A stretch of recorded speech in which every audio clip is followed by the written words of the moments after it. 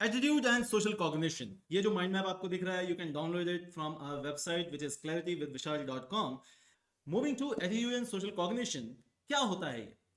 सो इस चैप्टर को दो पार्ट में डिवाइड किया हुआ है. Part number 1 is attitude which is an individual. Part 2 is social cognition which is this thought process of a society. आपके सिलेबस में फिलहाल सिर्फ एटीट्यूड है, तो इस वीडियो में हम सिर्फ एटीट्यूड पर बात करेंगे, सोशल कॉग्निशन कनेक्ट नहीं करेंगे. एटीट्यूड कब हम बोलते हैं? जब तीन चीजें होती हैं, ABC: affective, behavioural and cognitive. Exam को अगर हम एग्जांपल लेते हैं, तो एग्जाम को लेकर आपकी सोच क्या है कि यार ये एग्जाम बहुत इंपॉर्टेंट है क्लास 12 का, this is your cognitive component. इसके बाद आपको डर लग रहा है, आपको आपको अच्छा लग रहा है, आपको खुशी हो रही है, आपको दुख हो रहा है इस पर्टिकुलर एग्जाम को लेकर, जो एटीट्यूड टॉपिक है, इस this comes into affective component. And then behavioural component, जहां आप उसकी तैयारी कर रहे हैं, उसके लिए प्लान्स बना रहे हैं, टाइम टेबल्स बना रहे हैं, कंटिन्यूअसली फॉलो कर रहे हैं, यूट्यूब पे पढ़ रहे हैं. All these are behavioural components. तो किसी भी चीज को लेकर हम एटीट्यूड तब समझेंगे जब ये तीनों चीजें उस पर कनेक्ट होगी. अगर ये तीनों चीजें कनेक्ट नहीं हो रही हैं किसी भी एटीट्यूड टॉपिक के लेकर, तो उसे हम एटीट्यूड नहीं बोलेंगे. Moving two components of attitude. कैसे कंपोनेंट्स को समझते हैं? चार कंपोनेंट्स हैं. पहला बैलेंस. बैलेंस का मतलब होता है कितना पॉजिटिव है या नेगेटिव है, नॉट कितना पॉजिटिव है या नेगेटिव है. कितना आ जाएगा एक्सट्रीमनेस में, कितना पॉजिटिव है कितना नेगेटिव है. सिंपल एटीट्यूड है या कॉम्प्लेक्स एटीट्यूड है. 11th के एग्जाम्स हैं तो सिंपल है, 12th के हैं तो थोड़ा सा कॉम्प्लेक्स है. बहुत कॉम्प्लेक्स नहीं है, जीवन में एक छोटा सा हिस्सा है 12th का एग्जाम. इसके बाद जैसे जैसे आप जाते जाएंगे आगे, ये चेंज होता जाएगा. अभी फिलहाल के लिए आपके लिए शायद class 12th is very complex, 12th का रिजल्ट, क्योंकि आपको आगे एडमिशंस लेने हैं कॉलेजेस में. पर 3 साल बाद जब आप ग्रेजुएशन कर चुके होगे और चीज़ें सीख चुके होगे ग्रेजुएशन की, तब शायद 12th के रिजल्ट जो है वो उतने मैटर नहीं करेंगे. बट अभी बहुत मैटर करेंगे और इसलिए थोड़ा सा कॉम्प्लेक्स हो जाता है. And then come centrality. तो रिलीजन को हम सेंट्रलिटी में ला सकते हैं कि एक सेंटर में ये एटीट्यूड है और इसके इर्द गिर्द बहुत सारी चीजें इसके साथ कनेक्टेड हैं. तो जैसे एक हेड ऑफ द फैमिली होता है, अगर उसको कुछ हो जाता है तो पूरी फैमिली में इंपैक्ट पड़ता है. तो ये सेंट्रल है. ठीक है. Moving to the other part of this chapter which is attitude formation and attitude change. बनता कैसे है एटीट्यूड, चेंज कैसे होता है एटीट्यूड, इसको समझने की कोशिश करते हैं. फॉर्म कैसे होता है? 5 तरीके से. एसोसिएशन, कि मैंने पुराने कुछ एक्सपीरियंसेस के साथ अपना एसोसिएट किया कि मेरा पुराना एक्सपीरियंस इस चीज में खराब था, तो आगे आने वाले सारे एक्सपीरियंस इस चीज में खराब होंगे, तो एक बार ब्रेकअप हो गया तो दोबारा मैं मोहब्बत नहीं करूंगा. ये एसोसिएशन है कि वो भी खराब थी तो सब खराब होंगे. बाय रिवॉर्ड और पनिशमेंट, जो हमारे घर वाले बचपन से हमारे साथ करते आए हैं कि अगर 99% मार्क्स लाओगे तो घड़ी वरना छड़ी, दैट इज एटीट्यूड फॉर्मेशन. तो अगर एग्जाम को लेकर आपको पनिश किया जा रहा है तो शायद आपका एटीट्यूड जो है वो थोड़ा सा निगेटिव हो जाएगा.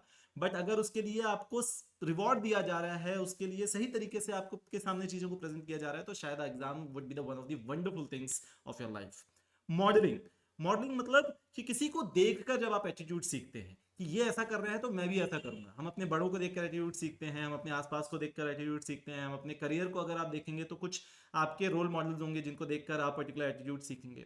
ग्रुप और कल्चरल नॉर्म्स. जिस ग्रुप का आप हिस्सा हैं, जिस सोसाइटी में आप रहते हैं, जिस स्कूल में आप जाते हैं, जिस कल्चर का आप हिस्सा हैं, जिस लोगों के साथ आपका उठना बैठना है, ये सारा जो है ये कहां पर आ जाएगा? ग्रुप एंड कल्चरल नॉर्म्स में आ जाएगा. Then exposure to information. Social media has created, अच्छा भी है बुरा भी है, बट एटीट्यूड फॉर्म करता है. तो जब आप सोशल मीडिया खोलते हैं और उसके अंदर आप चीजें देख रहे हैं कि और ये तो बहुत अच्छा कर रहे हैं, और रणवीर अहलावालिया का क्या चल रहा है, और समय रैना का क्या चल रहा है, तो ये आपको जो जिस तरीके का आप इंफॉर्मेशन कंज्यूम कर रहे हैं, आपका attitude towards that particular topic उस तरीके का बनता जाएगा. क्या फैक्टर्स होते हैं जो एटीट्यूड को फॉर्मेशन को इन्फ्लुएंस करते हैं? Family and social environment. किस फैमिली में का आप हिस्सा हो, वहां पर क्या चल रहा है. किस सोशल एनवायरनमेंट का आप हिस्सा हो, वहां पर क्या चल रहा है. किस स्कूल में आप जा रहे हैं, वहां पर क्या चल रहा है. ये कुछ फैक्टर्स हैं जो आपके एटीट्यूड फॉर्मेशन को इन्फ्लुएंस करते हैं. Reference groups. किस ग्रुप का आप हिस्सा हो, पॉलिटिकल ग्रुप का, रिलीजियस ग्रुप का, किसका आप हिस्सा हो वो आपको है. पर्सनल एक्सपीरियंसेस, आपके खुद के personal experiences related to that particular attitude topic क्या रहे हैं, that will influence your attitude.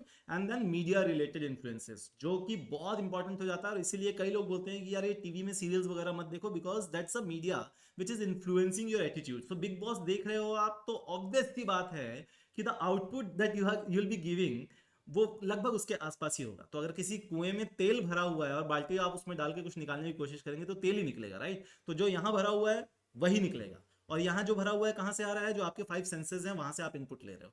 तो always choose right what you are looking at, what you are watching, what you are reading, because that will ultimately influence your attitude and your attitude will influence your career. Moving forward, to how attitude changes. कौन change करने की कोशिश कर रहा है? हर कोई change करने की कोशिश कर रहा है। आपके घर वाले चेंज कर रहे हैं, आपकी सोसाइटी चेंज कर रही है आपके एटीट्यूड को। आप अगर किसी को प्रपोज कर रहे हैं और आप सोच रहे हैं कि यार ये मेरे से पट जाए, तो आप पूरी जो मेहनत कर रहे हैं वो बेसिकली एटीट्यूड चेंज करने की कोशिश कर रहे हैं, क्योंकि पहले तो वो नहीं पटी है ना। ठीक है, कैसे कर रहे हैं? तो इसमें तीन कॉन्सेप्ट है। फ्रिट्ज हाइडर बोल रहे हैं द कॉन्सेप्ट ऑफ बैलेंस, कि जब भी आपका थॉट प्रोसेस इनबैलेंस में है तो वो बैलेंस की तरफ जाएगा। इनबैलेंस का मतलब क्या है? कि यार मैं कुछ करना चाह रहा हूं, आप कुछ करना चाह रहे हो, पर कनेक्ट नहीं हो रहा है। इसको डिटेल में अगर आपको समझना है तो आप रियल वीडियोस, जो पुराने वीडियोस हैं उसको देख सकते हैं, मैं लिंक दे दूंगा यहाँ पर। दूसरा है लियोन फ्रिस्टिंजर की थ्योरी है, which says the cognitive dissonance की प्रॉब्लम है। कॉग्निटिव डिसोनेंस मतलब दो कॉग्निशन है जो एसोसिएट नहीं हो रहा है। तो एक तरफ अगर आप बोल रहे हैं कि smoking is injurious to health, ये आपका कॉग्निशन है, आपको पता है ये बात। दूसरी तरफ यू स्मोक ऑल्सो। तो अब इन ओवर द टाइम क्या होगा कि इन दोनों में से एक कॉग्निशन स्ट्रांग हो जाएगा और दूसरा कॉग्निशन वीक हो जाएगा। जो स्ट्रांग रहेगा वो रह जाएगा, जो वीक होगा वो चेंज हो जाएगा। ये दोनों ही कॉग्निटिव कंसिस्टेंसी के अंदर आता है। क्यों कॉग्निटिव कंसिस्टेंसी बोल रहे हैं इसको? क्योंकि अगर कंसिस्टेंट रहेगा तो चेंज नहीं होगा, अगर इनकंसिस्टेंट है तो चेंज होगा, राइट। फिर आते हैं एसएम मोहसिन की टू स्टेप कॉन्सेप्ट में। ये क्या बोल रहे हैं? अगर आपको एटीट्यूड चेंज करना है तो दो स्टेप लगाओ। पहला, रेपो बिल्ड करो।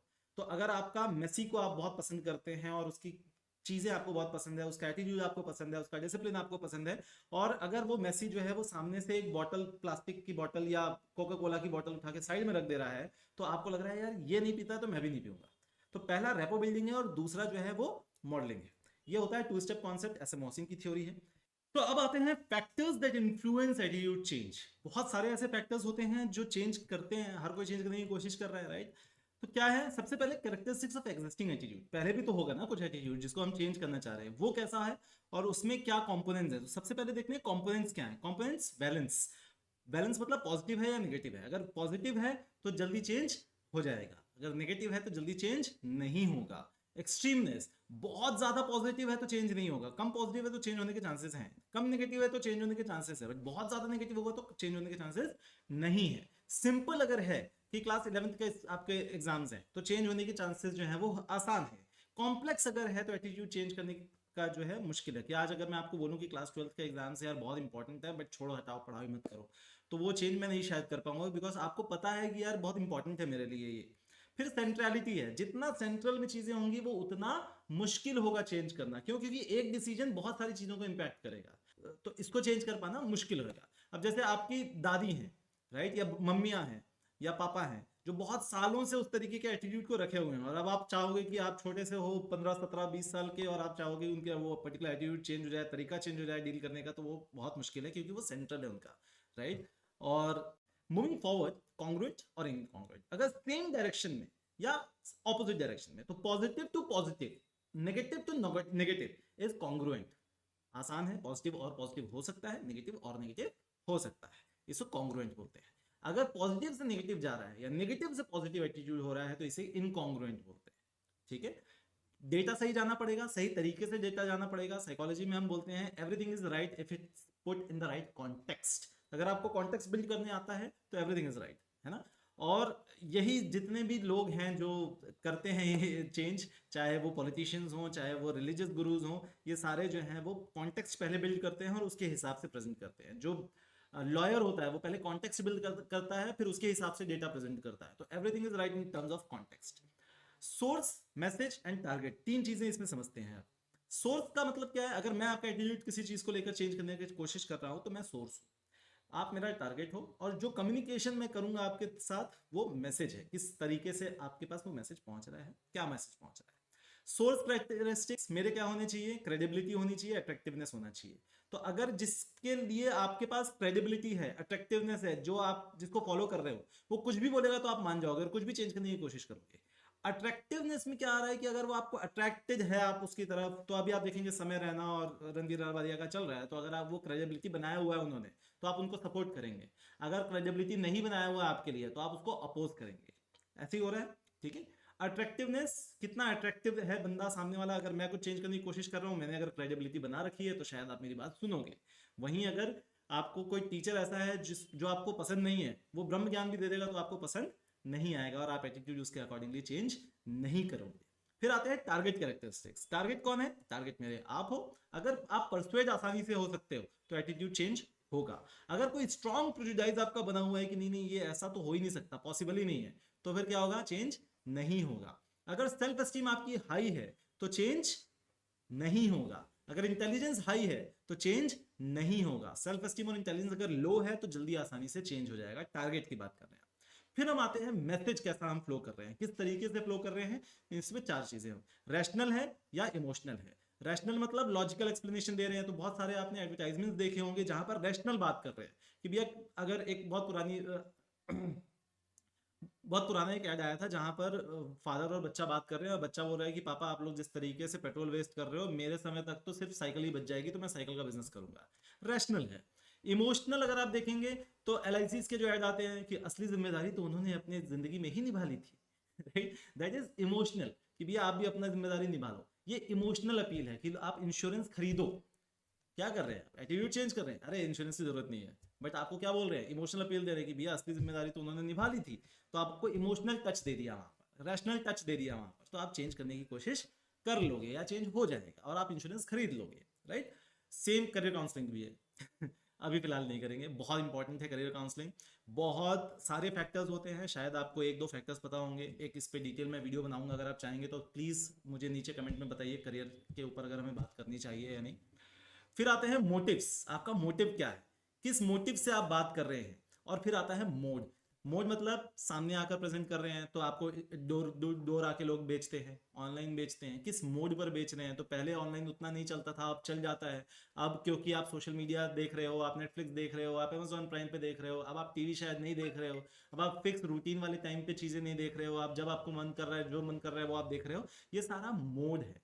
तो ये सारी चीजें जो है वो मैसेज जब फ्लो करते हैं हम, तो इन सारी चीजों को कंसिडर करके लोग फ्लो करते हैं और उसके हिसाब से कोशिश करते हैं आपके एटीट्यूड को चेंज कर पाने की। अब इस चैप्टर के तीसरे हिस्से में आते हैं, विच इज प्रेजुडाइसेस एंड डिस्क्रिमिनेशन। क्या है prejudice and discrimination? Prejudice, stereotype and discrimination, तीन चीजें हैं। स्टीरियोटाइप का मतलब होता है जब एक सोसाइटी के लिए, एक ग्रुप के लिए, जब हम बाकी ग्रुप की कुछ सोच बन जाती है कि ये ग्रुप तो ऐसा ही है, तो वो जो सोच बन जाती है, जो कॉग्निशन बन जाता है, वो स्टीरियोटाइप हो गया।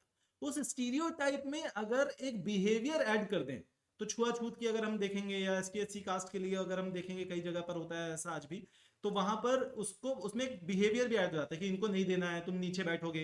ये डिस्क्रिमिनेशन हो गया जहां पर एक्शन इन्वॉल्व है। और प्रेजुडाइज क्या है?